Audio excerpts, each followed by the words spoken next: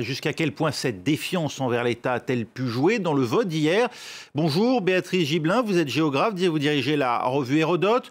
Ce scandale du chlordécone qu'on vient de voir, il a pesé encore 30 ans plus tard, hier, dans le vote des électeurs antillais, majoritairement en faveur de Marine Le Pen?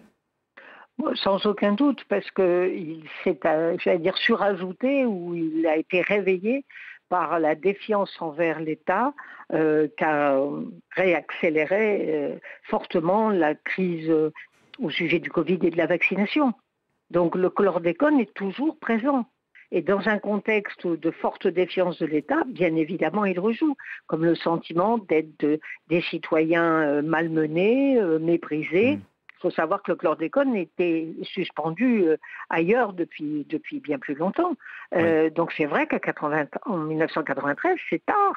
Et pour les cancers aujourd'hui, parce que c'est quand même ça, le chlordécone, c'est des cancers pour les ouvriers agricoles qui travaillaient dans les plantations, ils ont le sentiment d'avoir été utilisés à des fins économiques, d'enrichissement pour des grands planteurs. Donc oui, il y a une vraie hostilité, et plus qu'une hostilité, c'est vraiment un rejet d'avoir été mal considéré. Alors vous ajoutez à ça évidemment la crise du Covid, avec une attitude de l'État qui au départ a été extrêmement, on va dire, assez dure, parce que ne comprenant pas pourquoi il y avait cette hostilité, on a envoyé le raid, on a envoyé des policiers en grand nombre. Les choses se sont vraiment très, très mal passées, avec des syndicats, en particulier en Guadeloupe, qui appuyaient très très fortement cette réaction anti-vax. Mais ailleurs, en Guyane, à La Réunion, à Mayotte, il n'y a pas de chlordécone. Qu'est-ce qui explique qu'on ait majoritairement voté Marine Le Pen hier? Là, c'est différent. Dans le cas de la Guyane, d'abord,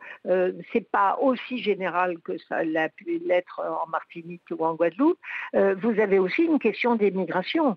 C'est-à-dire que vous avez beaucoup de Brésiliens qui viennent en Guyane, comme à Mayotte, vous avez beaucoup de Comoriens qui viennent évidemment soit pour accoucher en espérant que les enfants pourront avoir la nationalité française puisque nés dans un département français. Donc c'est la question de l'immigration, elle est importante en Guyane et elle est importante à Mayotte aussi. C'est un vote xénophobe mais qui n'apparaît plus forcément comme un vote raciste. C'est ce que vous dites, il peut y avoir un vote noir en faveur de Marine Le Pen? Ah oui, bien sûr qu'il peut y avoir un vote noir en faveur de Marine Le Pen, bien évidemment. Parce que d'abord, quand ils sont aux Antilles ou en Guyane, ils sont français. Donc ils se disent, nous, on n'est pas du tout menacés, à la différence des étrangers qui, eux, évidemment, n'étant pas français. Et au contraire, on estime que comme ils ne sont pas français, ils mettent en danger les avantages qu'ont les Français. Donc il ne faut pas penser que tous les musulmans sont systématiquement hostiles à Marine Le Pen, même s'ils le sont très majoritairement, on est bien d'accord. Néanmoins, vous pouvez avoir effectivement des Français qui, en situation de fragilité, pensent que Marine Le Pen, à mon avis à tort, mais pensent que Marine Le Pen va servir leurs intérêts. Alors, il faut faire attention à ça. Ils se savent français et ils se disent, puisqu'on est français, il ne peut rien nous arriver. Merci Béatrice Gibelin d'avoir été avec nous.